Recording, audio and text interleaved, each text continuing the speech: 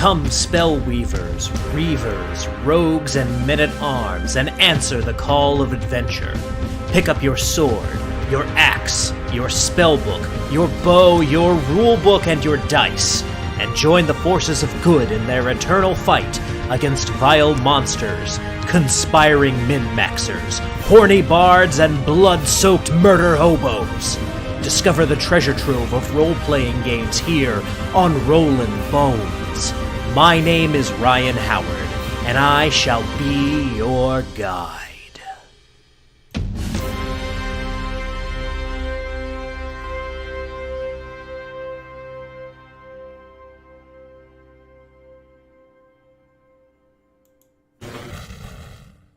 Good evening, Boneheads, and welcome to Rollin Bones with Ryan Howard, where we make the old school young again.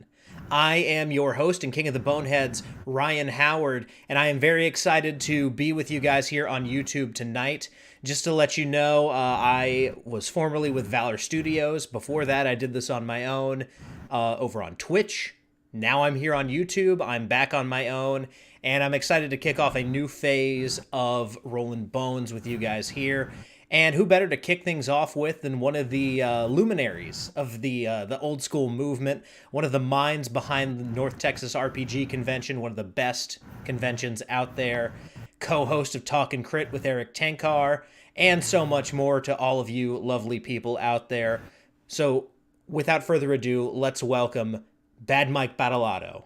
Mike, welcome to Rollin Bones. Thanks, Ryan. I would argue with you about being a luminary, but I do appreciate the level of respect you show me, which is something that Erik never shows me on Talking Crit. So I really appreciate you. If this is what the young OSR is all about, I'm in 100%. Respecting your elders is way high with me, so that's awesome, dude. Absolutely. And when it comes to young OSR, I know there are a couple other people out there kind of doing similar things, but at some point Ben Barsh owes me an appearance on here because we were supposed to do that a while back. I'm actually trying to get him and his dad on here at the same time. No, you have to book his hair separately. His hair has its own agent, so that is going to be a rough one because his hair is very demanding. But good luck with that. But yeah, but Ben is one of my favorite young dudes, so definitely get Ben on here. He is a bright, shining light of the young people in the OSR, definitely. Hey, if his hair gets his hair is okay. His hair's okay too. I mean, if his hair gets its own agent, then I want an agent for my hair. I'll take one for my beard. You're doing okay. You're no Ben Barsh, but you were doing all right. I'm going to say right now, you were doing. I'll give you a thumbs. This is thumbs up. Yeah, definitely. Thank you. I need to get on Ben's level, apparently, though. Yeah, it's a tough one, But then I also need to reach out to Keelan Halverson, because he does some great work as far as like art goes, and I think he'd be a great guest on here. Well, Wonky is awesome. He has been to the last few North Texases, and I've got to know him, and I love that kid. He is so enthusiastic about everything, and he's very talented. And I mean, there's just nothing not to like about that dude. He every North Texas, he's like a kid in a candy store. He's like, oh my god, this is so cool! It's the coolest ever. These are all, and he's just great. He's a great guy. You know, one thing I can't stand is young people being too cool for school. Like, oh man, I'm not gonna get excited about this because I'm young and cool. But no, Keelan's great. He just goes nuts, and I love the guy. Yeah, he would be definitely a great pickup for you. Absolutely. Now, we need to start this thing off the way that we start off every interview here on Rollin Bones. I got these questions. Take my shirt off? Yeah. Oh, I'm sorry. I haven't seen any before. I didn't know. Okay, no. We haven't reached the donation level for taking your shirt off. Well, it's to keep my shirt on. That's what the donations would be for. So you need to learn about making money. That's a money maker. Let me tell you right now. Absolutely. But, everyone gets asked the same series of questions when they first come on Rollin Bones, so I just got to ask, let's start at the beginning here. How did you get into role-playing in general? I was in high school in 1978, and I had a friend who had moved to Texas from Maryland, and he asked if I heard about this cool game where you could... He noticed I was reading Conan the Barbarian comics. He said, I know a game where you could be Conan the Barbarian, so I'm immediately, boom. Oh, because it's got Lord of the Rings stuff in it, too. I'm like, bingo. I'm like, whoa, okay. And so we went to the local hobby shop, bought a copy of the Holmes Blue Box. I think we got the Monster Manual. I don't. The Dungeon Master Guide was definitely not out. I think the Player's Handbook was out. Maybe not. And back to the house, and he ran a game, and he was terrible DM. And he ran in Search of the Unknown, and I said, I think I could do that better, Joe. And so next day, I ran the game, and it was a lot better because I was, and that was it. Basically, every summer through high school was we played D&D. It was Texas, so it's 150 degrees outside. You can't do anything. So we would in the summer every day we'd go to a friend's house. We played D&D for 8 hours, and then that was my 1978 through 1981. So I was definitely hooked. But yeah, that was the beginning. Was some, and the funny thing is, so I still play with Joe, the guy who introduced me. He's actually a doctor now. He's been a doctor for 30 years. And I play with his son, who's a neurosurgeon, and he's in my group now, and he actually comes to the con still. So D&D is a great game. That's my evidence I always use when people say, well, D&D is this. I said, well, look, one of my best friends is a doctor, and his son's a neurosurgeon, and I think he turned out okay. He played D&D, Mm-hmm. But it was a fun time because I try to think about what I would have done if I had gotten to gaming. Because anybody that games that much, you realize you kill a whole lot of time, you kill a whole lot of money. Mm-hmm. So I sometimes I wistfully think about what I would have done with all that time and all that money if I had played role playing games. But different life. Who knows? Absolutely. Now, of all the games that you've played, and this can be an old favorite, a new favorite, your favorite now. One that you always go back to, but if you had to pick a favorite role-playing game and any criteria that you would evaluate a favorite, what game would that be? It would definitely be Dungeons & Dragons. That was the first game I was ever introduced to. That's probably the game I played the most. I've devoted the most time there. I love the whole concept of it. It's just a cool game, man. It's a great game. I'll tell you something. So since I started playing D&D in the late 70s, I'm not a big board game guy anymore. I used to play a lot of board games. I don't necessarily like games where there's winners and losers. The one things I love about D&D is it's a cooperative game. It's the ultimate cooperative game. If you don't work together, you're all going to die. And it also tells a story. So screw you, Monopoly. You don't do that. So I love that whole concept of it. And I don't think it's any coincidence in the last 20 years that cooperative board games have been a big thing, and they're huge now. Which is, you didn't have cooperative board games in the 60s, 70s, and they started really kind of sliding in a little bit in the 90s, and now they're huge. But I think one of the reasons is because Dungeons & Dragons. It made being cooperative cool. It's cool to be with your friends and fight a monster instead of having to fight against all your friends. It's kind of cool when you all team up and you go against something. So I would say D&D. I really love Call of Cthulhu a lot because I think it's very atmospheric. Mm-hmm. And I played it, probably not as much as I would like to. I played it a lot, but definitely D&D is the number one. Gotcha. And particular edition, or is D&D just D&D to you?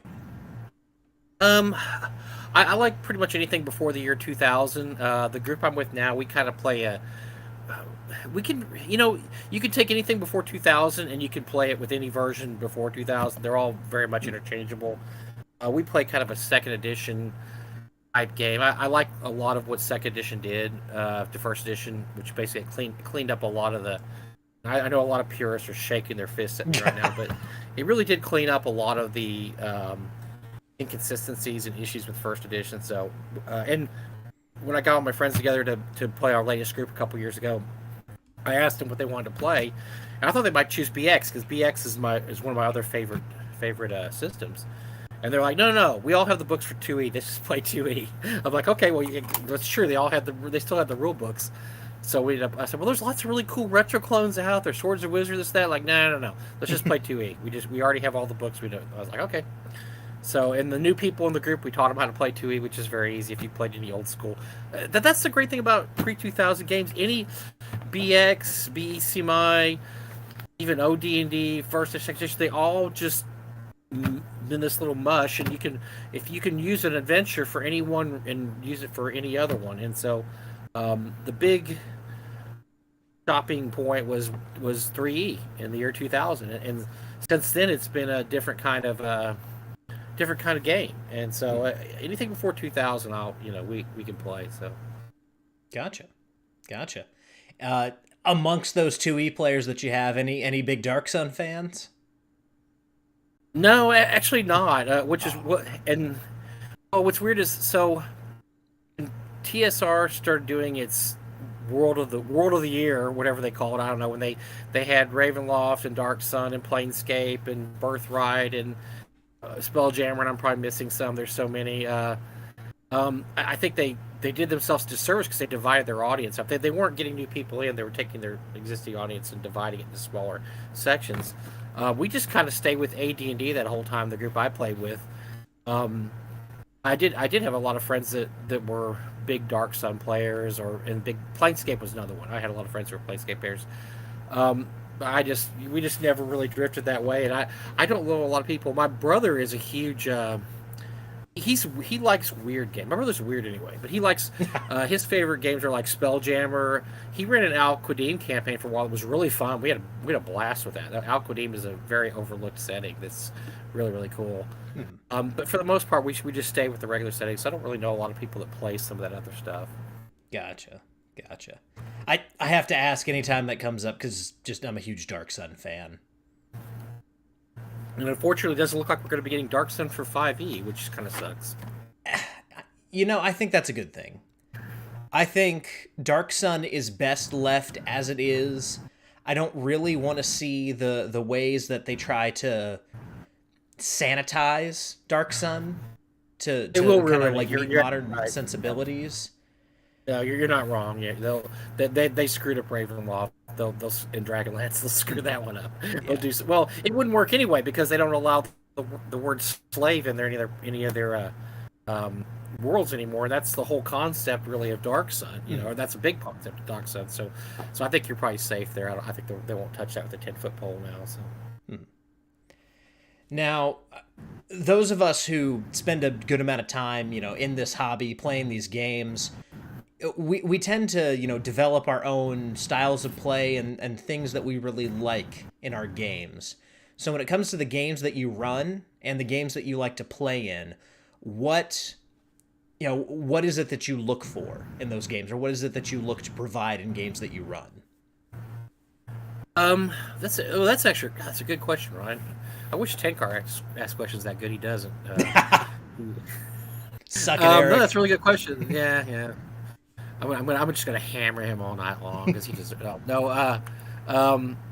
That's a good question. So, I learned a lot from going to conventions. I've been to a lot of conventions, and I knew what I wanted in a convention, what I didn't want by the time we started doing North Texas RPG Con. And one of the things I hate at conventions, and this happened a lot, was I don't like people sitting around not doing anything. I don't. And people will say like, "Oh, I had a great game, but I got knocked out the first minute of combat, and then 2 hours later, we were through." I'm like, "What the hell?" And I don't like that. So I like to try to involve everybody in the game in one way or another. If somebody, I've had games at conventions where their player got killed, and I said, "Here, you're running the torchbearer." Or you're running the dog. I'm like, you're running the war dog, and they love it. They're like, "Oh, that's so cool." And one of my friends, her most memorable game was at a convention. Her character, we were playing BX, and got killed. And I said, "Well, here, you're running the torchbearer. Baltus the torchbearer," and she ended up saving the day. It was awesome. She didn't get hit the rest of the night, and she killed everything. And she still talks about that game. It was about 10 years ago. Remember the time I was the torchbearer? I said, yes, I remember that time. So yeah, I like everybody involved. I like a lot of action. I don't like a lot of people go, "Man, the best game I ever had was we sat around all night, talked about stuff, and we got to this merchant and we talked." I was like, "Good Lord, boring." No. And so I always have something happen. There's always something happening. If players are waiting too long here, something's going to attack you. Something's going to happen if you sit around too long and you get involved in this long, I don't believe in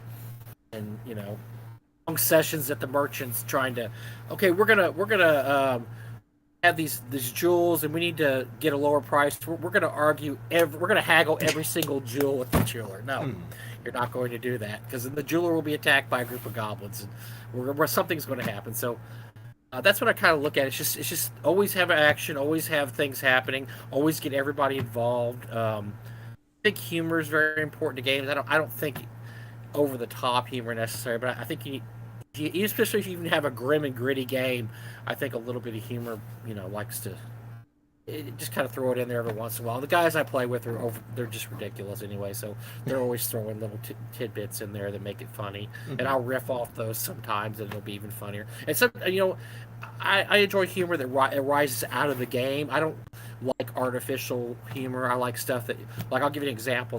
The game I'm running, Highfeld,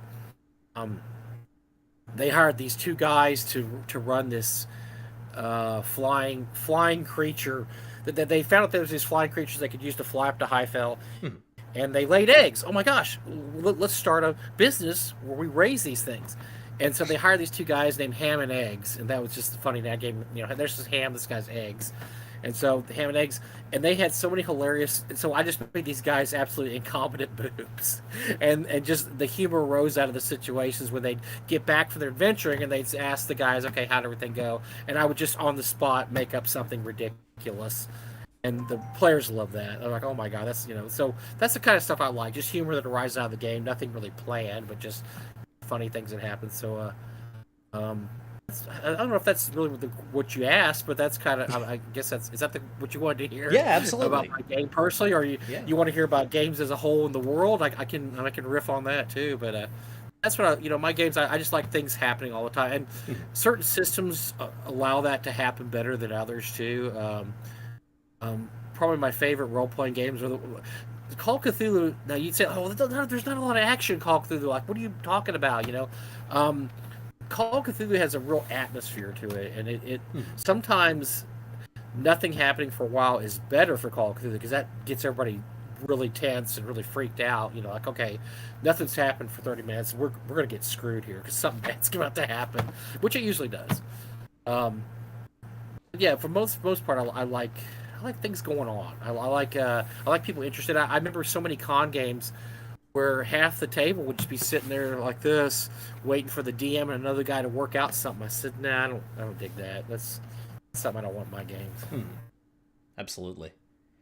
Yeah, it's an interesting idea or an interesting concept to deal with, making something happen when really nothing is happening. Like, how do you make it really, in that case, suspense? How do you make a conversation feel like something important, or how do you make an investigation, which speaking mechanically can often drag a little bit? How do you make that suspenseful and make that something that continuously pulls your players deeper and deeper into the the story or the game that you have unfolding before them? So that is a challenging thing that every GM is going to run into at some point. Something has to happen because your players are getting bored, but how do you make that happen? Call of Cthulhu does a great job of that. That's why it's such a great role-playing game, because sometimes the empty spots are the creepiest parts. Okay, I'm researching. There's this house in the edge of town. There's something going on there. I want to find out if we can find any clues what's going on there. And then of course, you start telling the history of the house and everything. There's all these creepy ass things happen there. Oh yeah, some kids disappeared and they heard them screaming below the house months later. And this and okay, so that's an empty part of the game, but it builds the tension. You're just like, holy crap, there's some really bad stuff going on at this house. That's a little harder to do in D&D. But there's still ways to do that in D&D. That's it. Mostly it's just basically letting the players know, whatever you're going up against might be worse than you think it is, and so when they're marching to the Giant's Lair, you have them find villages that have been destroyed, and and they run across the body of a 12th level magic user and he's crushed. Like, holy crap, this guy died? We're not even that high level. Man, we're screwed, So there's things you can do without doing stuff, but that's how you tell a good DM from a bad DM, really. Because I know people that just absolutely can't do that. They just don't know how to do anything but run the adventure that's in the book the way it's supposed to be, and that's it. So now, This next question can be difficult for some people because anyone who dedicates a sufficient amount of their time and energy into this hobby, we have some good memories associated with role playing. But if you had to pick a fondest RPG memory, what would that be? Um, it's a tough one. I've just had so much fun over the years. But in 1984, the group that I started with in 1979, we started playing the back then. Back then, we're stupid kids. We don't know how to write adventures. We don't know how to do stuff. I'm always made people say, "Oh yeah, I wrote my own adventures." I'm like, how? I barely knew how to run them, so I would just run canned adventures. So we ran, Search the Unknown, Village of Hamlet, stuff like that. Well, I started running the Giant series when they got that high level. As you know, there's D1, G2, G3, then you go underground. There's D1, D2, D3. There's Q1, Queen of the Spider, in the Demon Web Pits, where you fight Lolth, the Spider Goddess. And we went through that entire series. So they went through the entire thing. These are characters were first level. Over the years, went through G1 through 2, 3, D1 through 3, and then everybody's lives got college and Navy and this and that, married, and so we would play very sporadically from about 1982 on. And we met together. I think it was a holiday weekend in 1984, and we finished off Q1, which was that. So that was kind of cool because that was the accumulation of 5 years of gaming, albeit all with big breaks in between. We had a blast in that session. They knew that was for all the marbles. I mean, these are your characters. You've been through all this stuff. You're going up against Loth. It's just if you have anything saved, you might as well use it now. I mean, there's no point in keeping stuff back. And that was fun. We had a blast that weekend. Other than that, just I've had some really fun sessions in North Texas. I run.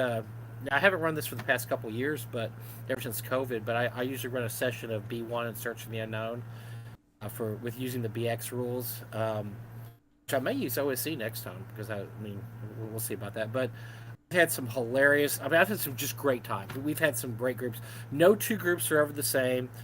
I changed the kind of the plot line of every time I run it into where there's a different bad guy that's kind of running the Search the Unknown. If those aren't familiar with it, B1 and Search the Unknown basically just gives you this big empty 2-level castle, and you're supposed to put all the monsters and treasure in there. It was kind of a beginning adventure. So I have about 5 or 6 different versions that I have all fleshed out. They each have kind of a different baddie that's running the place. Mm-hmm. So I let the players beforehand, like, okay, which one do you want to do? You want to do the undead one? You want to do the bandit one? You want to do the orc one? Whatever. Like, okay, we'll do this one. And then I have a mystery one. You want to do the mystery one? Oh, we don't know what that is. Yeah, we'll do the mystery one. So no two games are ever the same because it's different players. But I've had some players play more than once. And we have had some absolutely hilarious happenings or just some crazy things happen. So it's hard to pick just one session. But those were all the B1 games. Everyone was pretty memorable. I had a 1v1 game where Errol Otis played, which was awesome. Nice. That was like... Yeah, that was... So the story of that was my game had filled up, and I get an email from Errol, and it's like, hey, I just noticed that I really wanted to play in your game, and I noticed it was full. I was wondering if I could possibly sit down and take a space. And I was like, hell no, I'm not, screw you, Daryl. I don't know who you are. But I was like, oh my god, yeah, you want to kick somebody else out? I'll kick you. No, but yeah, I was like, yes, of course you can come, Errol. And so just that was kind of great. So we all came in there, and he's just sitting down there, and people are walking in, and kind of like, guy. And so at the beginning I introduced him like, this is Errol Otis, everybody. I mean, he looks like an accountant. He doesn't look like I play D&D or draw the crazy art he draws. He just looks like a regular dude. And so it was a fun session. Actually, we had a pretty fun time. Ben Barsh played in that game, as a matter of fact. That was fun. But so that's been cool. And he actually played again. He played again a few years later. He had nothing to do, and so he's like, "Oh, got another space for us?" Like, "Yep, come on in, Earl. Bring up a chair."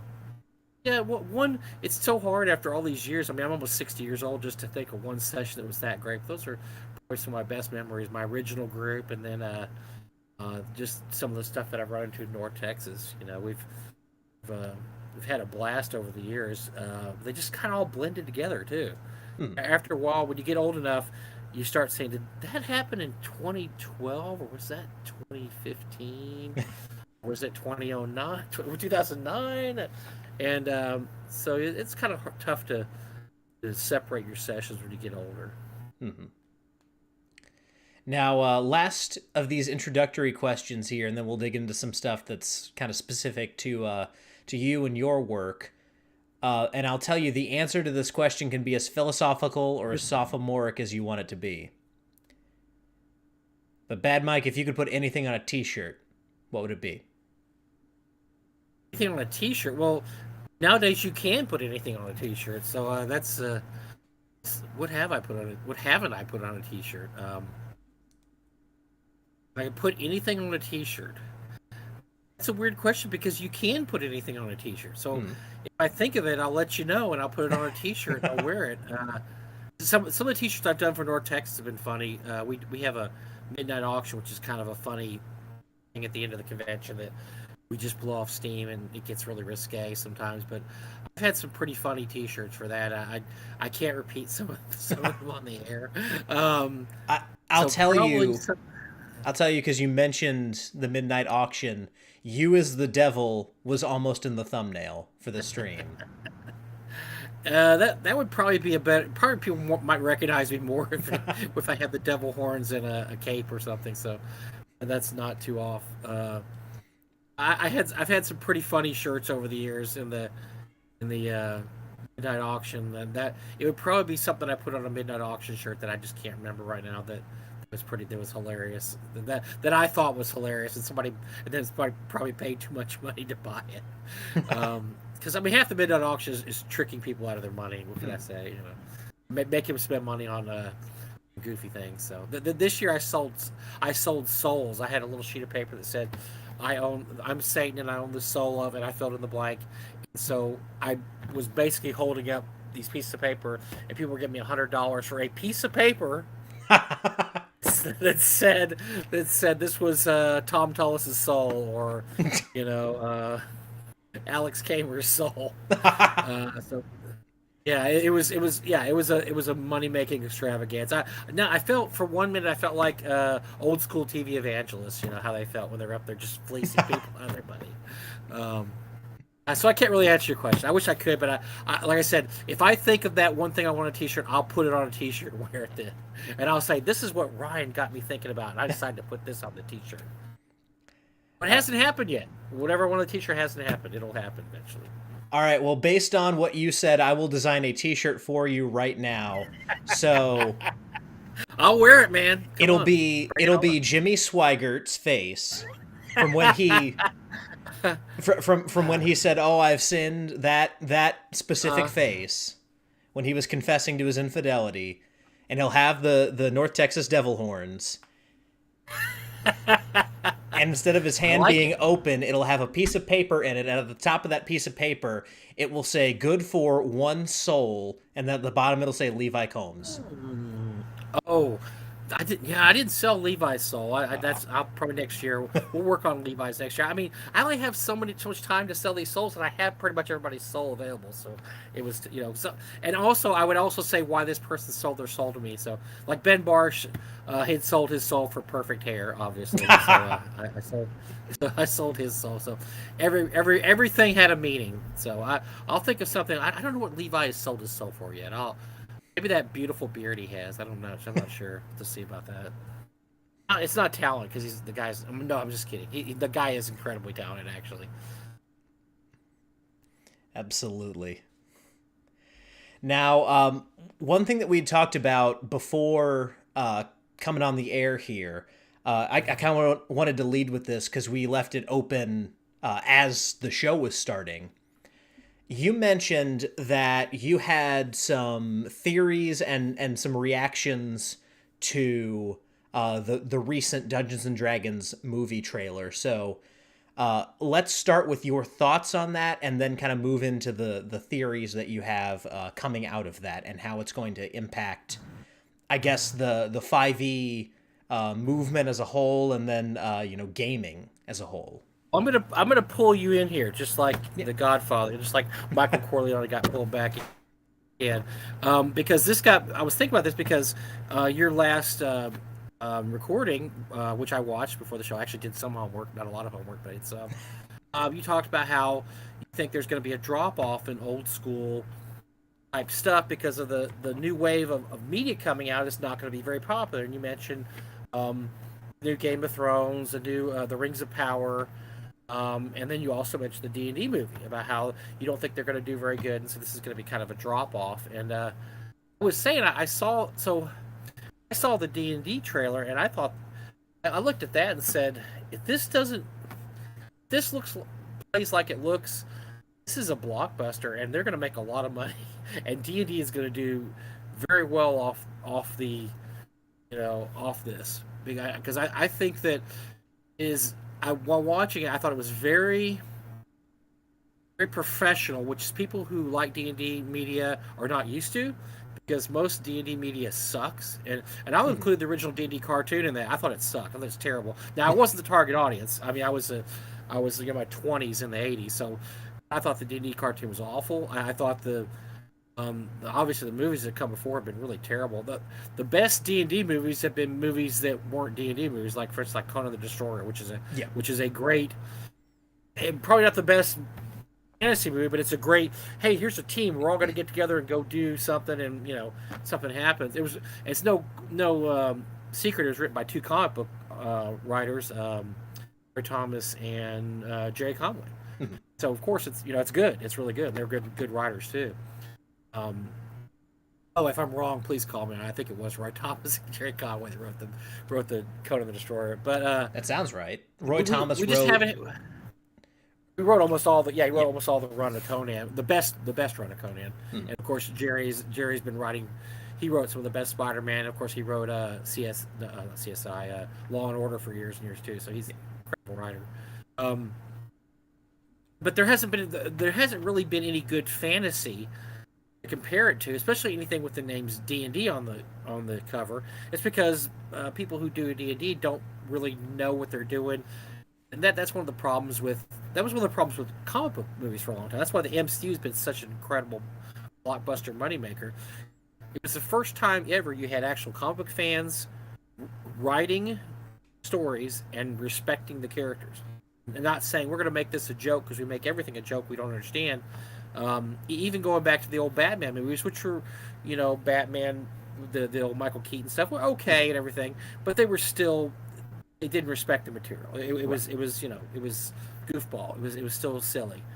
The MCU was when fans finally said we're going to make the movie we wanted to see, and I think that might be the case with the D&D movie coming. I think it might be people who actually know D&D making a movie that they might want to see, actually, instead of just saying, here, we're just going to throw all this shit in there because we don't really know what D&D is. We don't care. And I think the beginning of this was Critical Role. I think Critical Role paved the way for this.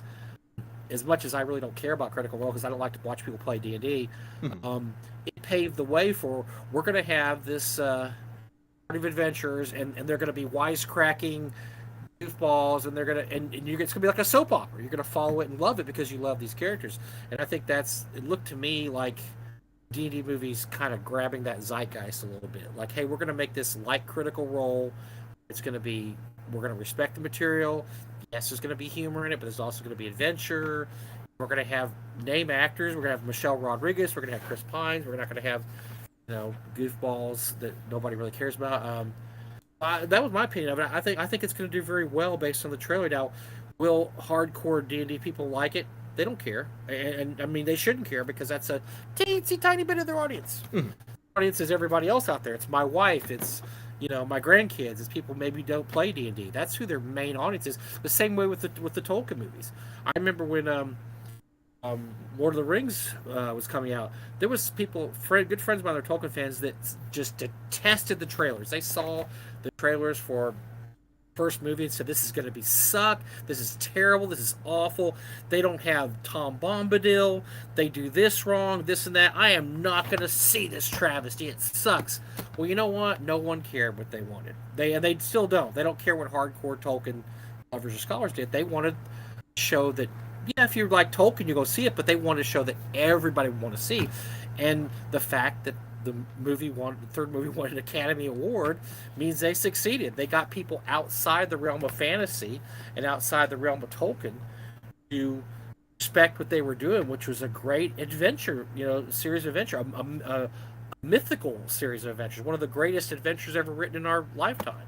Mm-hmm. They got them to respect that, and so now I'm not putting D&D in that category. Obviously, it's just going to be a fun summer film, but I saw that and thought, this seems to be exactly what they need to get people interested. Oh, you felt differently. You saw the trailer too? What did you think? So, one thing I want to clarify, I don't think there's going to be any kind of drop off as far as the OSR goes. I think we're actually going to be fine because we're going to end up being one of the few places where people who want a fantasy fix can go. Because, and I say this as one of the youngest people in the OSR. OSR players have been playing for forever, and will continue to play, and will continue to play the games they love, and continue to, offer that to people. We are, just because everyone else's 5e game or everyone else's Pathfinder game ended, our games are still going on. You guys can come over here and join us if you want to. But with that said, what I'm seeing from House of the Dragons, the new Game of Thrones attempt to farm the IP further, and what I'm seeing from Rings of Power are two intellectual properties that are being used essentially as farmland. And even though the specifics might not have been all there with the original Peter Jackson Lord of the Rings trilogy, the spirit of Tolkien was very much alive in those movies, which, my wife is a tremendous Tolkien fan. I'm more of the Appendix N type fantasy. I'm more of a Robert E. Howard fan. Those of you out there who have watched the show forever know why. But I'm a Robert E. Howard fan. Anyway, I don't see that same reverence for the spirit of what Tolkien wanted to do with his stories in the Rings of Power. I see a giant corporation basically strip mining some of Tolkien's outside of Lord of the Ring, outside of the proper trilogy work.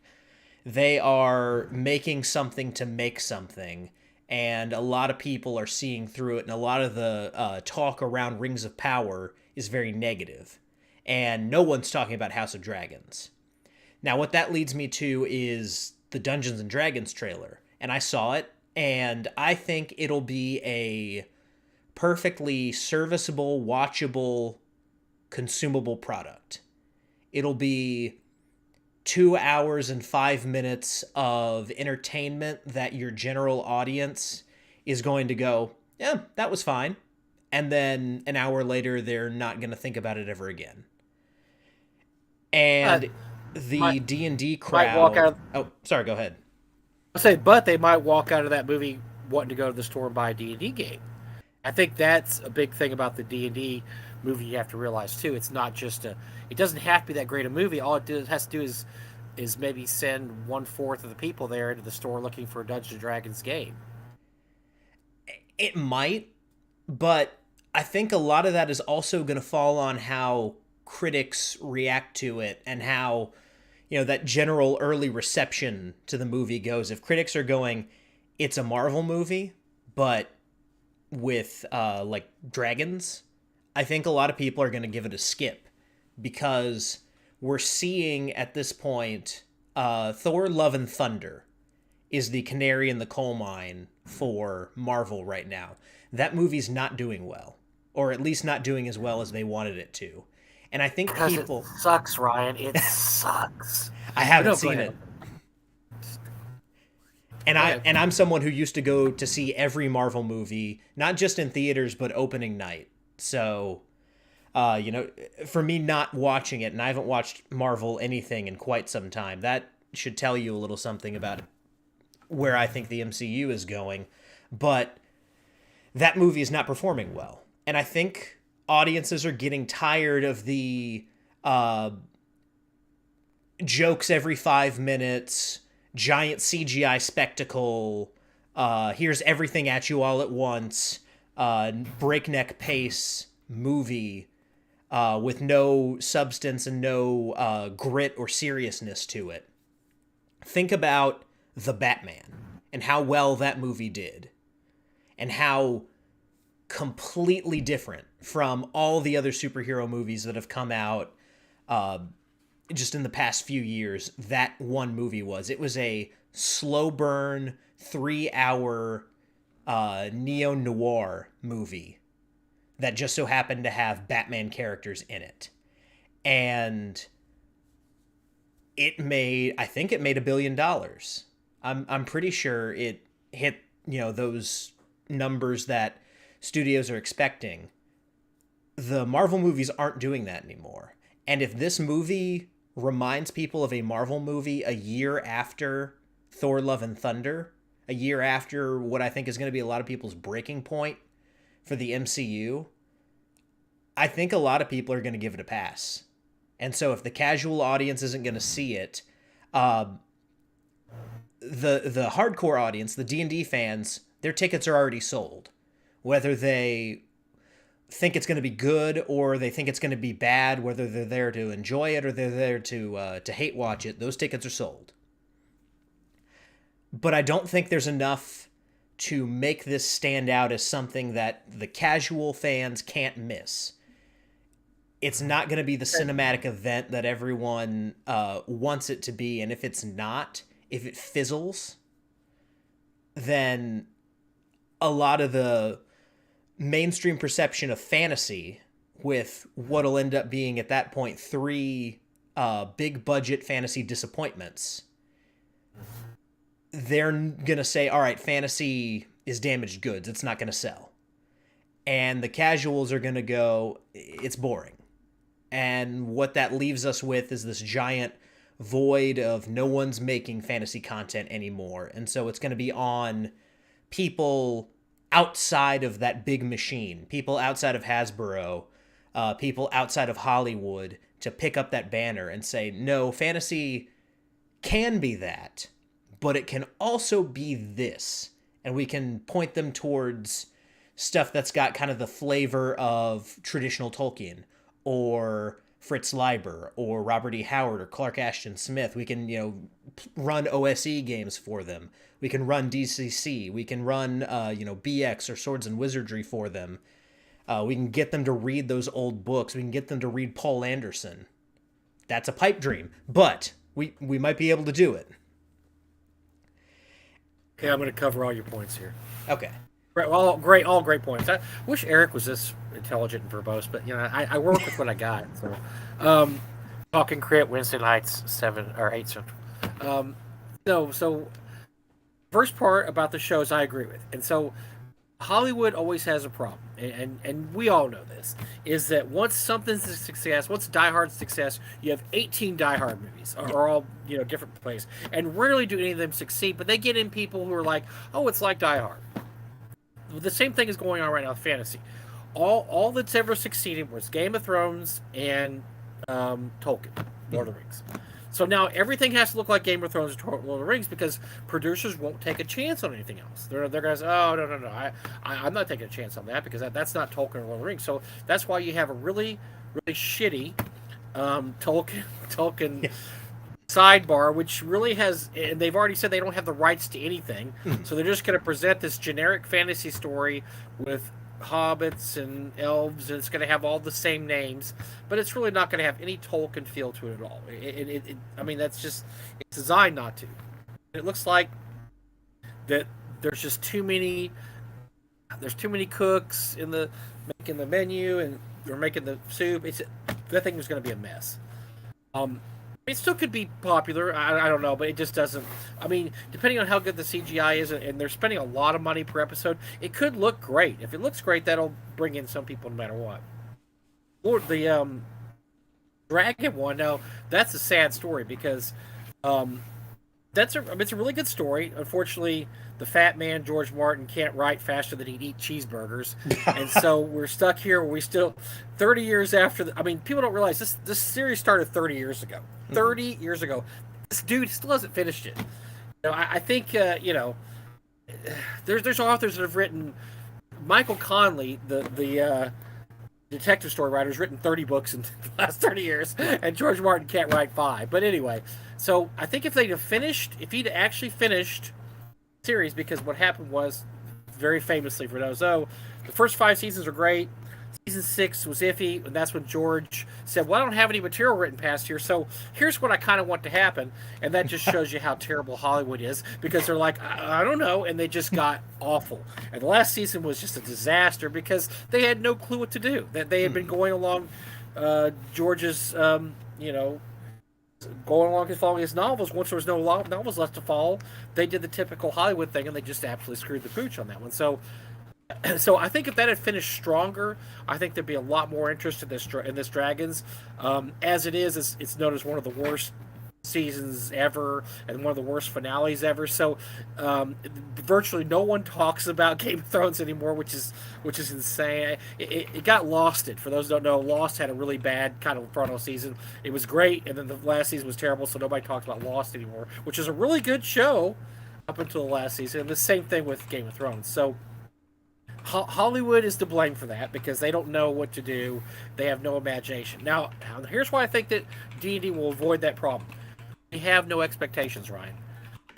I think with the so the expectations for, the Lord of the Rings might be here. For Game of Thrones, maybe it's here. D&D, it's here. Because everything that's had the D&D name on it since has been garbage. I mean, a lot of it was straight to video. That's how bad it was. Yeah. So I think the expectations are going to be totally different for that. And that if it's even somewhat good, it may blow up. Because people are going to say, this is kind of a fun little campy movie. It doesn't take itself seriously. It's not like, because Game of Thrones is going to take itself absolutely super seriously. The Rings of Power is going to be over the top, taking itself seriously. It's going to be garbage. That's what's going to be garbage. I don't think the D&D movie will be there, as long as there's some stakes involved. I think it'd be cool if they killed somebody, one of the main characters. That'd be kind of cool, because that's very D&D-ish. Just somebody dies, and if they play it straight and don't get too goofball humor, I think they've got a real good chance with with that movie blowing up more than they thought it would. Being better than it was, because they're like, wow, people didn't expect anything. They thought it was going to be this. Now, relating that to the MCU, so the problem with the MCU is the first movies they made all had a very strict game plan, how they came about. I remember so I can't remember the names of the people, but they had an entire written Bible for that first for the phase 1, 2, 3, whatever. They have no effing clue what they're doing right now. They're just throwing things out here. We need a Doctor Strange movie and this and that, whatever. That's the reason the MCU is basically just wallowing. They also fell into since there's nothing at stake in these movies, they become these giggle laugh fests like Thor: Love and Thunder, which is terrible. It's just goofy, and they have no respect for the material. The heroes are made fun of, and also they have committed themselves to developing these the first movies they did really covered everything. So if you look at the Marvel Universe, you have Iron Man, Captain America, Thor, the Avengers. You've got Fantastic Four and X-Men, but of course that's a different story because they were owned by a different studio. They couldn't do any FF or X-Men.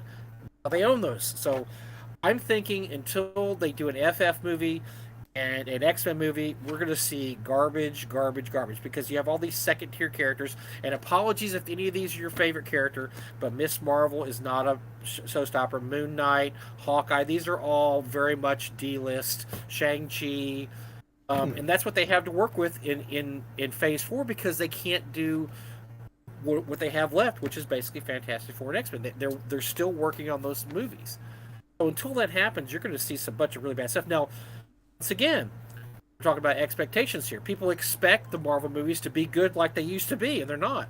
I don't think they expect that of the D&D movie. I just don't think you have those kind of expectations there. Well, and to address the point you made about audiences with their expectations, I think it being, I think the perception of it being kind of a lighthearted, campy, fun romp is going to hurt it in the long run because we've had so many of those.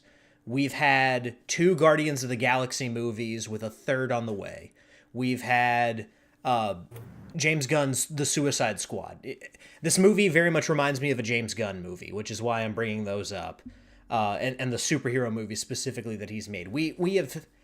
We've had no shortage of lighthearted adventure movies with ensemble casts, where the quips and the CGI explosions fly at 1,000,000 miles an hour, and I think people are sick of it, which is why Are they sick of buddy cop movies? We still have buddy cop movies, Well- and buddy cop movies do okay. I mean, they're not, yeah, they're maybe not blockbusters, but there's certain concepts people really enjoy, and they will come back and see those. Like I said, a buddy cop movie. I don't think I can watch another buddy cop movies for as long as I live.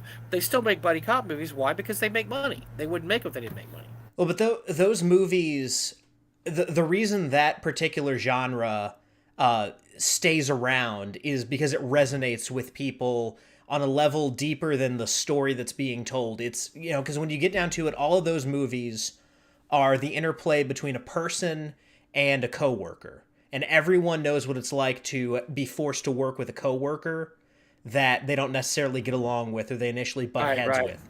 So there's something very honest and very human in that story for people to latch on to. There's nothing to latch on to in big CGI explosion movies because there's nothing of substance there. It's just it's there for you to, there's a reason why they call them popcorn movies. It's there for you to go, that's cool looking, and shovel popcorn in your face and then not think about it an hour later.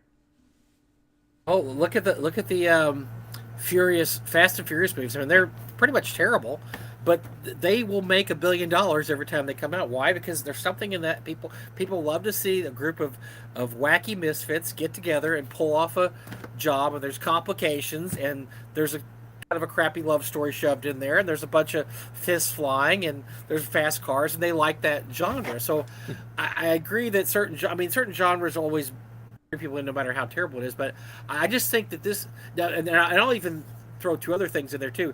The Sword of Shannara series, which I think failed miserably. They've already canceled it, I believe. And then the Wheel of Time, which very mixed reviews on the first season. I heard a lot more negative than I heard positive. So that kind of helps your side that maybe people getting burnt out on fantasy. I just think those were really crappily done. And that's the whole thing is it all goes back to the soul of a franchise. And that's why superhero movies, Ryan, I don't know how old you are, but they failed so miserably for years and decades and years because nobody that made a superhero movie respected the concept. And they failed so incredibly that's why you have stuff like, at one point, Marvel Comics sold Captain America movie to an Italian guy. Oh yeah, I've seen that movie. Yeah, impressive, huh? So bad because they absolutely. If you listen to Jim Shooter talk about his days at Marvel, they thought that the products were worthless, and yet. If you look at the top 10 movie grosses of all time, you have Avengers 2. I mean, because they were being done by people who respected the material. People didn't respect the material. I think the same thing with the D&D, with the fantasy right now, is you have a lot of people that are doing it that don't respect the material. If you can say all kinds of things you want about the director of the original Tolkien trilogy and then Hobbit, Peter Jackson. Peter Jackson. He respected the material. And you can say anything you want about, he did this wrong, did this, that. He loved the material, respected the material. He fought for the material. He made these giant 6-hour movies that I still watch because I like the uncut versions because he just loved the material so much. The people that are doing this Phase 4 Marvel don't care about these characters. They don't care about the movies. Taika Waititi or whatever, he doesn't care about Thor. He doesn't give a shit. And the same thing I think you're going to find out pretty quickly. The showrunners for Rings of Power care about the material in Tolkien, which I don't think they do. I think you're right on that, Ryan, because I've read the interviews and I'm just like, oy vey. These guys have no clue what they're talking about. And the same with the dragons. Now, there's one thing going with the Game of Thrones prequel, is that it's all material. The material was all written by George Martin and all finished. He could die now, and that's all. It's done. So they might not have the problem of having to think for themselves, which I think screwed up the earlier Game of Thrones. They actually had to think for themselves, and they had no thoughts in their head. That might be a sleeper hit because I think once again that's low expectations. People are like, yeah, the last one ended on such a bummer, it sucked. I really don't care about this. It could be better than we think it is. I just still think that D&D falls in that Netherlands of it's not like, for instance, Conan. Nobody likes most of the Conan movies because, first of all, they've never used a Robert E. Howard story, which is unthinkable. I just think that blows my mind. Yeah. He wrote so many great stories.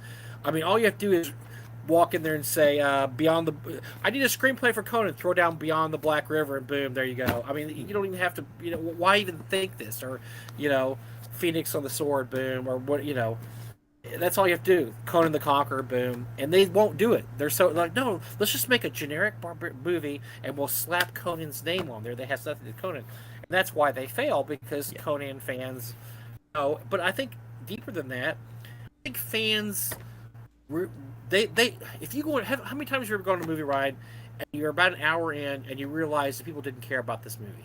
Made it. You can do that. I mean, I do that. I've had that feeling within the first 15 minutes of a movie. I think I might have the first 5. I thought that's exactly what you're talking about. And you'll be watching it going, these people, they don't care about whatever genre this is. They don't care about it. They don't know about it. And I'm going to sit here anyway, but I can tell they don't know what they're doing. Right. We'll be able to see pretty quick, I think, whether or not these people understand the genre or know the genre. And so I think it's hard to fool people now. It's hard to fool people nowadays. The internet and different, we have more communication with people. It was easier back in the day. I remember seeing the first Conan movie, and I was a huge Conan fan. It disappointed me, but all my friends loved it because they didn't know anything about Conan. They just thought it was cool. And I'm like, yeah, but it's really not one Conan story, and Arnie's really not Conan. Conan was like a tiger. He was a panther. He was, he wasn't this big muscle bound guy. But over the years, I've become to appreciate it. I mean, it's a good movie in its own right, but it's not necessarily a Conan movie. It's just it's a really good fantasy movie with Conan's name slapped on there, and that's about it. There's no really connection to the Conan universe to me. I think in this case at least, now go back to the D&D movie.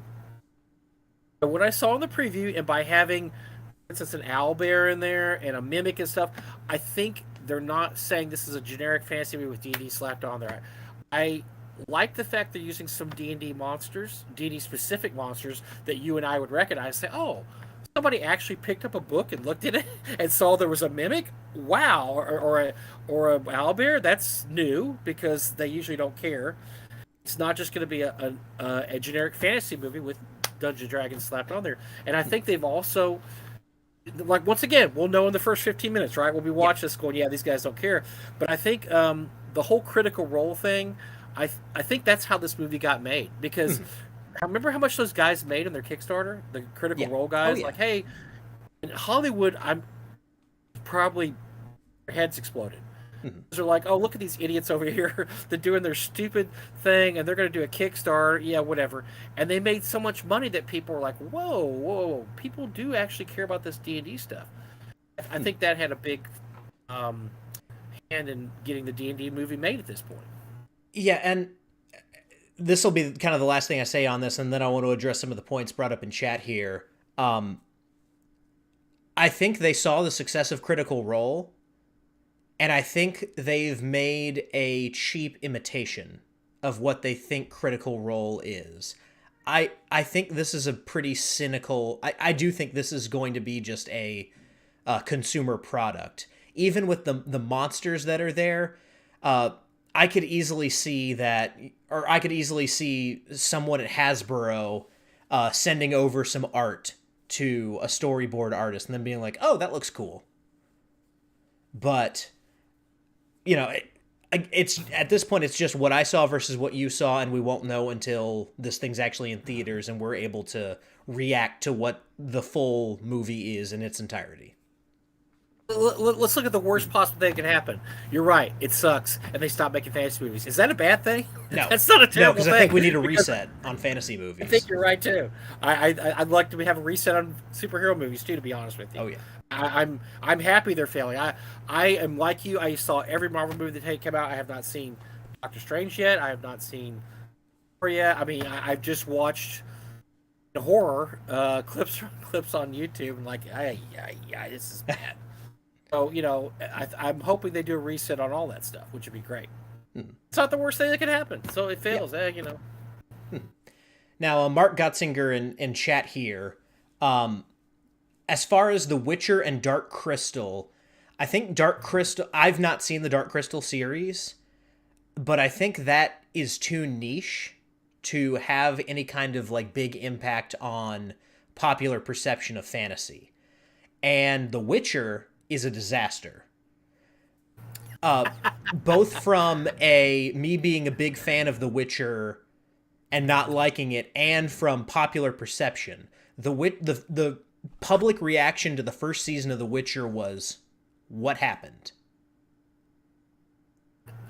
I didn't mind The Witcher because I'm not familiar with the books, and I may have played one of the video games one time, so I'm not that invested in it. But that's probably how you felt about The Witcher is how I feel about Conan properties now. Yeah. Because I'm like, what are you doing?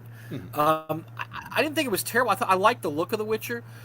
I don't think it's that popular, is it? I mean, it's not. The video games are incredibly popular.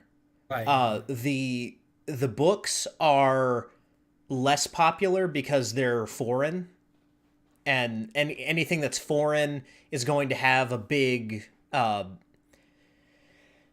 hill to overcome when it comes to just being translated faithfully, and people seeing that and appreciating it for the differences from the thing they're familiar with.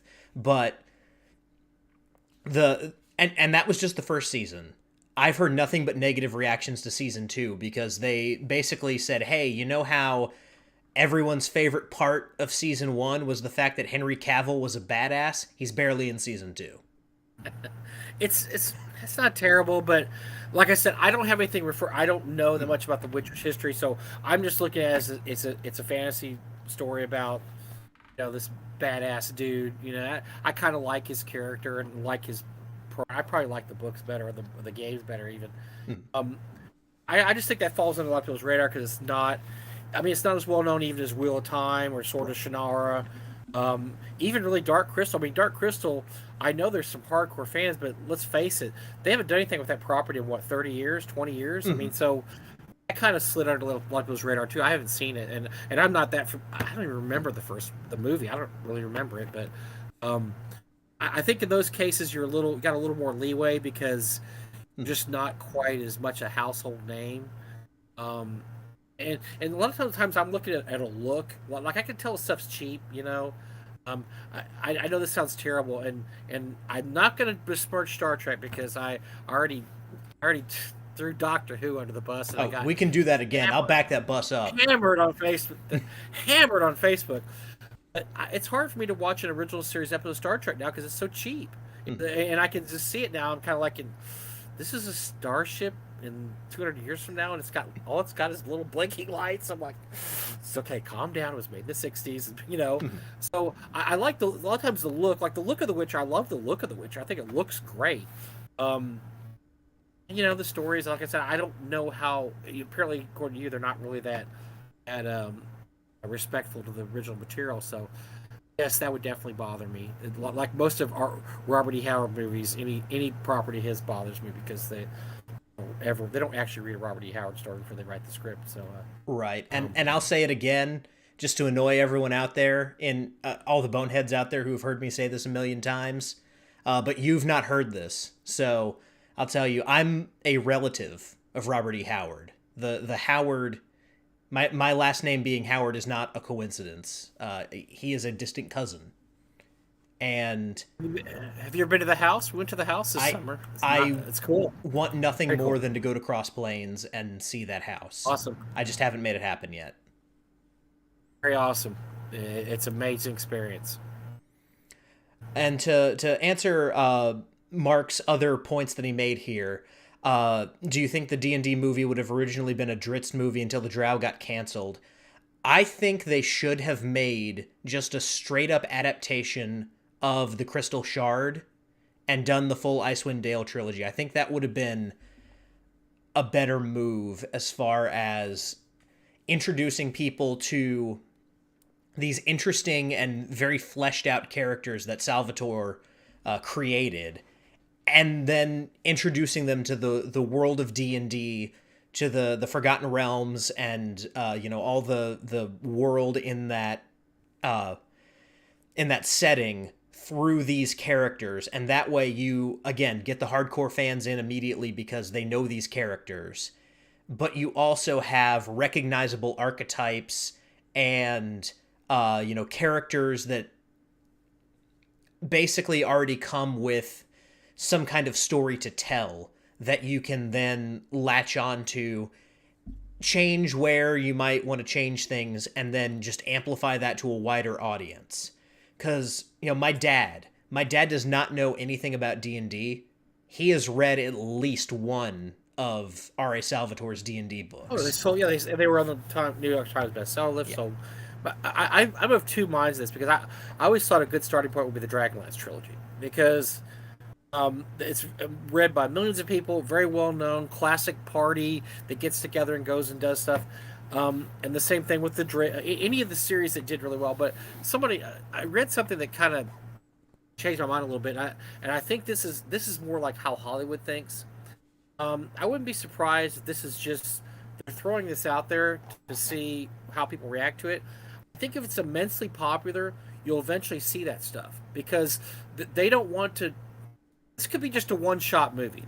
I'm sure they have sequels planned if it takes off. If it doesn't, okay, so it was a one-shot cool movie.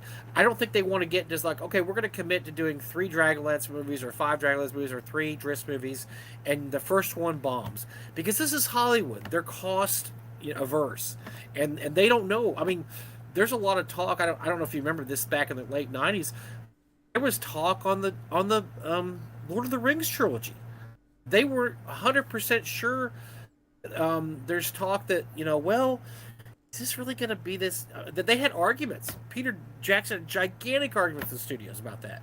They wanted to, could we just wrap this up in one movie? No! We can't wrap it up in one movie. But what if it fails? They're like, well, you're just going to have to deal with it. And luckily, it was a massive hit. And I think that colors a lot of the thinking. I don't know if you heard the story of Dune. Dune is... They just started filming on Dune 2 within the last week. Yeah. What does that tell you? That tells you they didn't know it was going to be Dune 2. Mm-hmm. Because if they knew there was going to be a Dune 2, they would have already started filming a year ago. This thing has been in the can forever. It's been in the can for, 2 years? Yeah. Right? Something like that? So they were absolutely waiting to see if this would do well on the screen before they even greenlighted a Dune 2. I think if the D&D movie does, I don't know what the parameters are. I have no clue what the parameters are. If it does pretty good, I think you have a chance of seeing stuff like a Driss story or a Dragonlance story. Because that's where they'll decide, okay, I think we can make a trilogy now. Or I think we can commit to a movie with possibly sequels because this did so well. Hollywood is cost adverse to a fault. They will not invest money in anything they think is just not going to blow up. Right. I think that you might still see that. It's just going to take D&D to be fairly successful, I think. And then you're right. The built-in audience, huge built-in audience, gigantic. I mean, gigantic built-in audience. Yes, Driss has dark skin. That's a tough one nowadays. You're gonna have to. My thing has always been just to give him blue skin. Yeah, because, make him purple. Give him a different. Just get rid of the black skin, make him purple. Boom. I think you're okay. But built-in audience for those things. People that have. I remember one of the funniest stories. A long story, but I'll just cut to the end of it. I was on a blind date with a girl, and it wasn't going too great, and we had to go to her apartment to pick up something, and we walk in, she's got all these Dragonlance posters on the wall. I was like, you're into Dragonlance? And the rest of the date went great, because we found something. I mean, there was nothing about her that screamed, I like fantasy comics, this and that. I can't even remember why I went out with her, and it's just like, oh god, this date's terrible, oh horrible. And once the Dragonlance posters, it went, oh my god, everything was great. Do you play D&D? Oh my gosh, I never have, but I want to. And just so, yeah, those things resonate beyond the hobby. Stuff like Dragonlance or Driss. So that might be the way to go in the future if you're following a game plan. And then to answer one of the other points that Mark made in chat here, and you mentioned Dune already. I think Dune is the way forward because Dune showed that a blockbuster fantasy or sci-fi movie can have the big CGI, it can have a grand scale, it can be, a big show-stopping movie, but it can also take itself seriously and have mature characters, have mature conversations. There doesn't have to be jokes every 5 minutes. You can have kind of these, big opulent productions with all the, crazy CGI and battle scenes and big, big, big, but you can also have these intimate character moments where, people are saying and doing thought-provoking things. And you see the same thing in, not as thought-provoking in The Batman, but it's a similar feel where you have that big budget production, but you also have a somberness and a seriousness. Everything feels like it has weight, and that's been the problem with all of these Marvel movies recently, and what I think the D&D problem or the D&D movie is going to run into. None of it feels like it matters. None of it feels like there's any stakes to it. None of it. There's nothing to really bite into. Dune had that, and I think that other big budget movies are going to have to learn that lesson from Dune, that you can take yourself seriously, you can slow the pace down a little bit, and you can still have a successful movie. Right. I think a lot of that's also... So, I remember when the first Guardians of the Galaxy movie came out, before I knew anything, I thought it was going to be terrible, because... To me, the original Guardians of the Galaxy, that's the one back in the 60s and 70s and 80s, not the Star-Lord, whatever. Right. And so I'm sitting there going, this is going to be an absolute disaster. But what did? They said, okay, this is ridiculous. There's a talking raccoon, there's a tree, this and that. We have to do this not serious. We can have serious stuff in there, but the whole concept is ridiculous. I thought they did a great job with blending both of those. Now, the thing about the D&D movie is, D&D as a concept, I know people are going to hate to hear this, it's inherently ridiculous. It really is. Mm-hmm. The idea of a bunch of seasoned warriors going into a tomb and fighting a demo-lich or a lich, that's not ridiculous. The problem is, if you make a movie about that, everybody's going to tune out, because it's just not...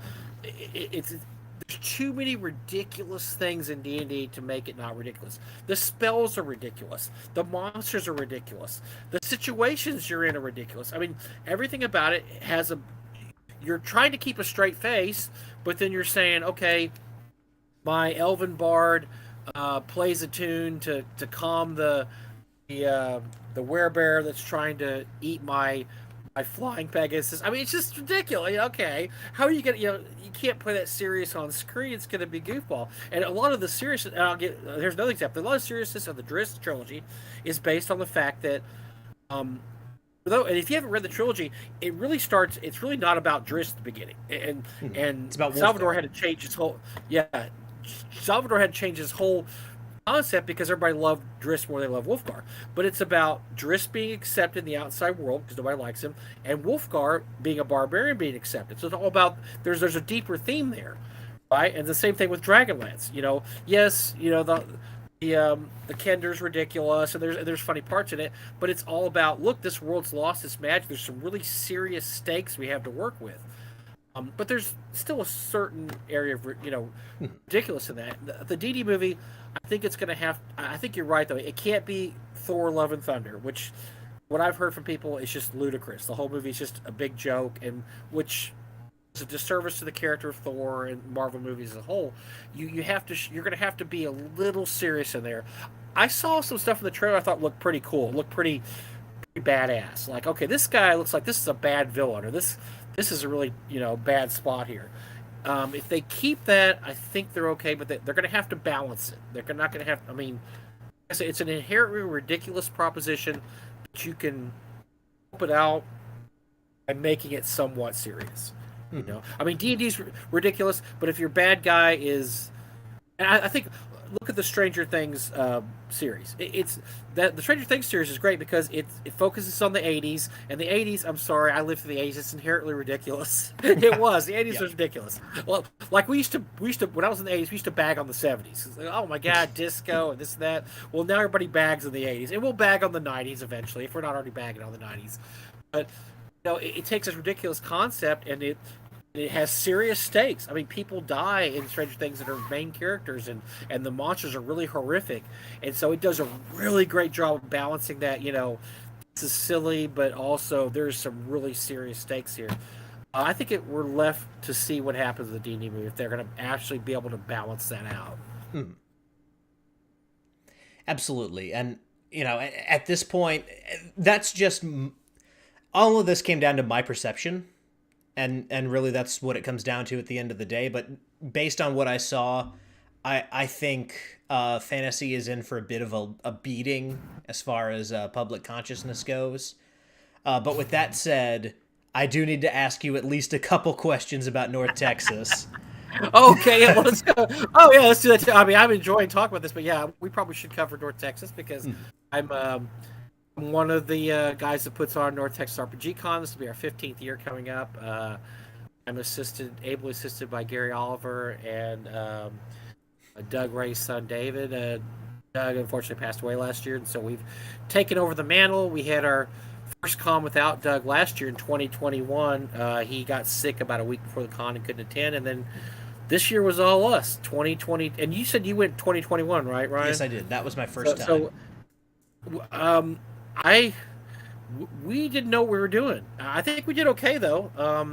Everybody says they had a great time, You and guys then did this great. year, thank you, I appreciate it. This year went even better. It was really better. So we're looking forward to next year coming up our 15th annual con. So. And what I'd like to do at some point, I definitely want to bring you back on, but I think I want to bring you on with Gary to do just a whole thing on North Texas. See if we can arrange that sometime, like right before North Texas, or that might be, you guys might be in crunch time at that point, but sometime close to the con, I want to bring you guys back on to talk about it.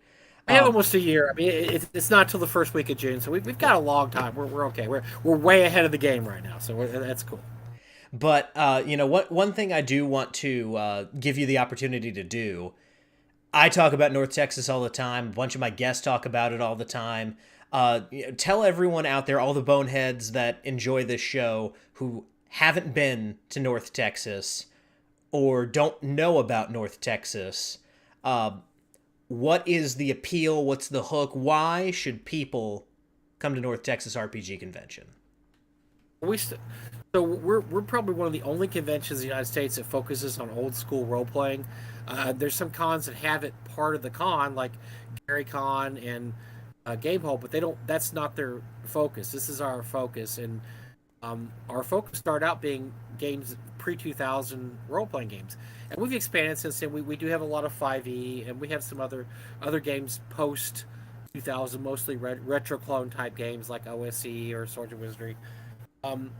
I think we're the only real convention that's just concentrated on old school role playing. You are definitely going to get old school role playing if you come to North Texas. We have a lot of the original creators of the game: Tim Cass, Steve Winter, Alan Hammock. I mean, names you've read on your old D&D modules. Those guys all come. We also have a lot of the OSR guys come, like Matt Finch. And we have some of the newer guys come that write old school stuff like Skeeter Green and Levi Combs, people like that. So we're very geared towards old school. We have a cap at 500 attendees because we never wanted to get that big. We wanted to have a small school feel. One of the dirty secrets about running cons is you have to make money. It's like anything else. And you don't really make money to get about 1,000 people. You figure everybody's paying $80 to get in, 1,000 people, you just made $80,000. Okay, that's not nothing to sneeze at. I mean, right? That's pretty good. We don't do that good because we don't care about having that big a con. We don't care about making money. If we cared about making money, we'd have a lot more people there. So it's really very intimate. There's only 500 people there. All the guests mingle. There's no VIPs. There's no VIGs. There's no platinum, silver, diamond badges. It's all just gamers come to game, and all the guys that we have a lot of the special guests will join in games. Dennis Astaire hasn't been for a couple years, but he loves to play in games. He's the co-creator of Bunnies and Burrows. Earl Otis, who hasn't been in a couple years, loves to play. He plays in games every session. The convention. He's a huge gamer. Steve Winter will jump in games. All these guys will jump in games, and that's always really cool. But there's no barriers between them and the fan. You just go there, and these guys are hanging out at the exact same place as you are. So it's just really a very laid back. It's affordable. It's in a good spot in DFW, right outside DFW Airport, so it's really easy to get to. It's just a great experience for everybody. People rave about it because they're not used to conventions like that. These are the kind of conventions you used to go to in the 80s. You go to a convention, there'd be about 500 people there. You'd all just sit around and play games. It was just like just hanging out, and that's kind of how this convention is. It's a very big throwback, the kind of conventions that Doug and I loved in the 80s and 90s. Hmm. Absolutely. And for someone like myself, who I run a lot of games, I don't get to play a lot of games. It's a great opportunity to go and just play games for a weekend. And I do run games. I'm not, I can't remember the guy's name, but he found out that I was only running one session, and he accused me of being a freeloader. And I was like, no, I'm running a game. I'm running a game, dude. I'm not one of those people. I will run games in North Texas, so you'll get to game with me in 2023 when I return to North Texas. But it really is just a great opportunity to, roll some dice. And if you want to roll some dice, you can do it to your heart's content. You can do it more than you even actually wanted to do if you overbook yourself. There's no agenda. We don't have any agendas. We don't really have any things going on. It's just, you literally just come and game. That's all it boils down to. We even have the Wednesday night before the con starts, we have a pre-con get it on where you can show up without a ticket, and we just have every kind of game there. We have board games. We have just people pulling out games and running games at tables. It's just there to like, hey, if you want to hang out and run games. There was a couple that showed up last year just for that. They just wanted to hang out. They're like, well, we don't know if we want to pay $80 or $90 for a ticket. I'm like, just come Wednesday. They did. They had a blast. And maybe we'll come next year. That's all. Okay, that's cool. Come next year then. That's great. Just tell people how much fun you had. And we don't do a lot of advertising for the con because really it's mostly word of mouth. And as Gary said in the chat there, it's like a family reunion. Everybody knows each other. I always say that if you like to go to GaryCon, which I enjoy to GaryCon, I haven't been in a few years. It's like if you went to GaryCon and you pulled out the 500 people that you liked the best and left the other 2,000 there. That's what this con's like. It doesn't have all the kind of, I don't know how to put this. The agenda people. Does that make any sense at all? Yes. I don't know. It's just people like you said. People want a game, and they love old school games. And we have some people there that just come and run 5e. They run 5e. We have a few people now that just come and run Call of Cthulhu. That's all they run. They don't run anything but Call of Cthulhu. That's fine too. We don't care. I like mixing people. I had a guy come up to my booth once there. I asked him. He was young. He was probably younger than you, Ryan. And he was. I asked him what games he's in. He goes, "Oh, I'm in this game. This." I said, "I'm in this AD&D game and this 5e game." I said, "Well, that one game's AD&D. It's not 5e." He goes, "Yeah, I know. I just want to." And so I said something really quick. He goes, "I just want to see what D&D is like on the hard level." Because to him, nice. 5e was okay, but that's easy. He goes, I want to see what AD. And I looked. I think it was like Tomb Horror. Like, yeah, that's the hard level. You're gonna get killed. But it's just cool because people come there that want to just experience games that they don't really come in contact with. And there's I don't know if you've been noticing, but Ryan, but there's a lot of people nowadays that, because 5e's been around for a while, are really interested in experiencing old school games, even though they're raised on 5e, and a lot of them started playing with 3e, which is even more complicated than 5e. I think OSE proves that. I mean, these guys ran a Kickstarter last year, $750,000. That's not chicken feed for OSE. That's basically a BX clone, is all it is. Right. In fact, it's the same thing as BX. It's the same damn thing, and they got almost $1 million. It tells you about a lot of how powerful the old school still is, and how it's still not I don't think it's been exploited to its highest level yet. I think there's a lot of people that would love to play old school. Mm-hmm. Yeah, and as these things kind of drag on, as I'm still kind of sticking by what I said that nerd culture as a whole is about to exit the spotlight, as it were. People who still want that fix, they're gonna want to go to the pure sources, the old original things, the old that does not wither, the old that is strong does not wither. They want to go to those things and have kind of that energy imprinted on them, and kind of feel the sharp edges of that thing to get the brand in them. Very graphic way of saying they want to play old school D&D, I know, but there's going to be a lot of people seeking this pure experience, and I think what the OSR is going to be able to provide to people in the coming years is a pure gaming experience, devoid of all outside nonsense. Just, you are a like the back of the DCC book. You're no hero. You're a cut purse. You're a sellsword. You are a scrappy underdog, and you're about to embark upon the journey of your life. And that's what old school gaming provides people. The chances are high that you're going to die, but it'll be one hell of a ride. And their accomplishments at that level are so much better because you're not a superhero. You are a guy that rolled 3 dice 6 in order, and your highest ability is a 12. And yet, when you win the final battle, like, oh my gosh, just dude number 5, he killed the Lich. I don't know how he did it. This guy sucks, But that's part of the mystique of old school. And I'll tell you another thing that our con appeals to a lot of people is because we do have we have a very large amount of old school guests, and a lot of this was Doug did this very much on purpose. People laugh at us because we have like 30 guests, which we're a con of only 500 people. It's ridiculous. Yep.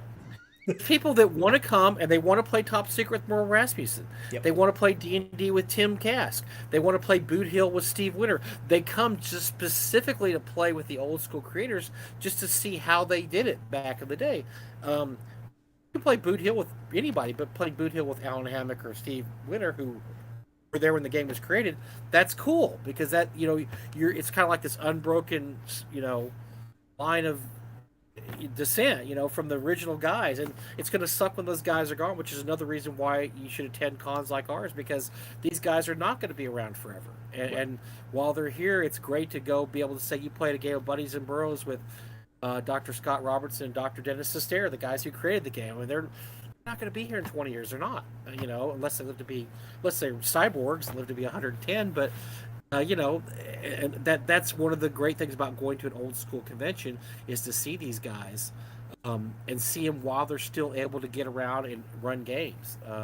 We've had a lot of people say that's specifically why they come to our convention, because we have so many old school guests. Steve Marsh. I mean, if you open a book and see the name Zeb Cook, these guys all come to our con, and it just blows people away that they're able. Jeff Easley. Darlene, I mean, all these people. And if you want to get stuff signed or you want your kids to meet, can I tell one quick story? I don't know if I've told. I think I've told us an Eric story, but we had one young lady that came this year, and she was drawing in the lobby with Lloyd Metcalf and a few other people. They have like a little artist get together on I think it was Thursday night, Friday night. I asked her, I said, oh, I haven't never seen you here before, and we introduced ourselves. I said, so why are you here? She goes, I just want to see Darlene. I am the biggest Darlene fan, which I thought was strange because she's like your age. And I'm like, oh, wow. What about Darlene's so great? So she starts telling me, like, oh my gosh, her map was incredible and her art style is this. It goes on and on and on. I would just do anything to meet her. I go, I can make this happen. So I walked over into the restaurant. She was having dinner with Liz Stewart and I think Jim Wampler, and I said, your biggest fan is over here. And I want you to come over and meet her when you're through with dinner. And so I walked back to the girl. I said, Darlene will be here in about 15 minutes. And she's like, couldn't believe it. And so she's like, oh my God. And so Darlene came over and they talked, and Darlene drew her a personal art thing and then flipped it over and wrote some personal words of encouragement on the back. I mean, just the most amazing. Just imagine your idol writing something personalized to you. And it was just the best moment to watch for me because that's exactly why we have the convention. It's for stuff like that. And she was so happy and excited and just brimming with just excitement the rest of the con because she got to meet her hero and her hero was everything she thought she would be. So that's a big reason for the con too. It's just for people to meet these people that they have always loved, or loved the art of Jeff Easley or Errol Otis or Darlene, or loved, the one of their first modules was something Zeb Cook wrote. Zeb Cook gets a lot of people because Zeb Cook did a lot of Oriental Adventure stuff. He's a huge, actually, Zeb Cook's a big Asian history fan and stuff. He gets all these people always ask about Oriental Adventures. I don't know if he ever thought that would be what he'd be famous for because he's done so much stuff, but people just go, I want to know all about, and he's run an Oriental Adventure a few times, AD&D style at the con, but it's just really great to see that. See people that finally get to meet their heroes or meet people, growing up they always heard about, and especially when they're not jerks too, when they're nice people, so. Absolutely. Well, and most of them are nice people. We haven't. I don't think we've had a jerk really the whole time we've had the con. So we've been very. I've done comic book conventions. There's actually a lot of jerks at comic book conventions. Yep. But gaming conventions. They're all pretty nice. But I think because they don't feel comic book guys feel a little more entitled. I think. But we're running some huge jerks at comic book conventions. Mm-hmm. Chris Claremont. Oh, ooh, spicy. Other than that, the game guys are great. They're all they're just happy to be there, I think the closest you'll get to like a John Byrne experience, and you mentioned this a couple streams ago, is if you catch Tim Kask at the wrong moment.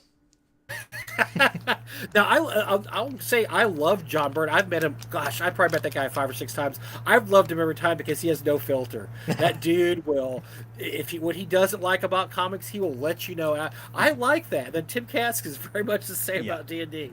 Not really a big filter. So a lot of people don't like John Byrne. I love the guy because he is absolutely just, yeah, this sucks in comics. This writer sucks. He'll tell you the writer that sucks. Like, okay, well, that's interesting. Or this artist sucks. Or this sucks, and he'll let you know. So I'm actually a big John Byrne fan. I haven't seen him in John Byrne years. I don't know how crotchety he's gotten in the last 20 years. So, but in the 80s and 90s, oh my gosh, I saw that guy everywhere. We could swap stories about. I used to work at a comic shop in the 90s or 80s. I mean. I met Walt Simonson, Craig Russell, John Byrne, Frank Miller. Oh my gosh, Miller. Terry Austin. I mean, a lot of those guys. Every guy was nice. The nicest guy ever was Dave Cockrum. Most absolute sweetheart guy I ever met in comics. He was doing a sketch of Magneto for me one day, and he didn't finish by the last day. And he said, "Are you going to be at the con tomorrow?" I said, "Yeah." He goes, "I will finish this sketch tonight and give it to you tomorrow." And honestly, I thought I just lost my money. I thought he's not going to give it to me. And he came back next day with this sketch, like full-page Magneto that, like, I mean, that it would look like it could be on the page of a comic book. It was that good. So the guy was just. After that, I was a huge Dave Cockrum fan. So most of those guys are really nice, but boy, a lot of the modern guys, no. They started reading their press clippings, all the Image guys and those guys. Yeah, thanks. Gaming guys are nice though. Old school gaming guys always never had a problem. Always nice guys. All right, well, Mike. Unfortunately, we've run up against my time here. It's been great. 2 hours. 2 hours with Eric. 2 hours with Eric feels like a marathon. This was wonderful, Ryan. I'm so glad. I'm always looking at my watch with Eric, like, oh my God, is he going to stop? But no, this was great. I thanks for having me on. I appreciate it. I'll tell you what. If you ever want me to speed up talking crit, just invite me on the show.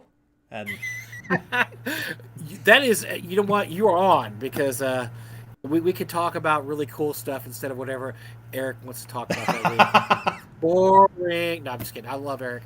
Eric's awesome. We have a great show.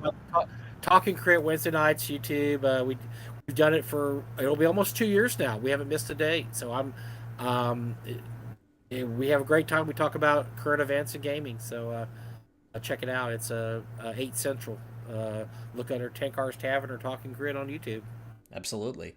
And then I don't know if Gary's still in chat here, but are signups live at this point? What? Is this a breaking news story? Gary? It's probably went to pee or something. I was told by Mr. Gary Oliver on my phone not too long ago that there might be a surprise in a couple hours. So he had said he was going to get it up by August 1st, and looking at my calendar, it says August 1st. So Tabletop Events may have something you might want to check tonight or tomorrow and check it out. We may or may not have a Mr. Gary Oliver as a guest on our show talking crit this Wednesday. All depending on whether or not he got the signups. If he got the signups, he's going to be the guest of the show. If not, screw him. He's out. So, but no, we Tabletop Events. Check it out in a couple hours. Give him a couple hours, or go tomorrow morning. Look at a North Texas RPG Con or NT RPG Con and see if there's something there. Be some early signups with a discount. We always give discounts. Signups. Absolutely. All right, guys. Well, that's going to do it for Rollin Bones tonight. Thank you so much for joining me here on YouTube, my new home for everything. Audio people, you're still getting the show like normal. Next week, I don't know what we're going to be doing. I'm going to be reaching out to some people. I will tell you that for the rest of August, I've had a couple conversations with Levi about coming back on. He just launched a Kickstarter. I believe One-Eyed Chungus is the name of it, but... Oh, yeah. Yeah. Mm-hmm. And then... Levi's awesome, too. Levi's great. Great guy. Great guy. Levi is one of my favorite people of all time. And I've also been talking with Bill Barsh about getting him and Ben on the show. Hopefully we make that happen this month. I just need to talk to Ben's hairdresser and make sure that we're all good there, and see if he also takes on other clients, like maybe myself. I mean, that's not. Now that I'm looking at you're very. You got some nice hair. You got like the beard. Not quite Ben, but you're doing okay. I think you know what? If you had a little schooling, Ben could teach you how to get that thing just a little higher up. And, I think you'd be okay. Sweet. And it's Big Eye Chungus, not One-Eyed Chungus. Thank you, Paul Catrone, for pointing that out in chat. Big Eye Chungus is Levi's new Kickstarter, which is going to be live for, I believe, the better part of a month. So jump on that. You guys know that we're big Planet X fans here. And hopefully we'll have Levi on sometime later this month. But until next time, guys, thank you so much for joining me. And whether you rolled a 1 or a 20, I'm so glad that you rolled your bones with me, Ryan Howard, and I will see you guys on the other side. Have a good night.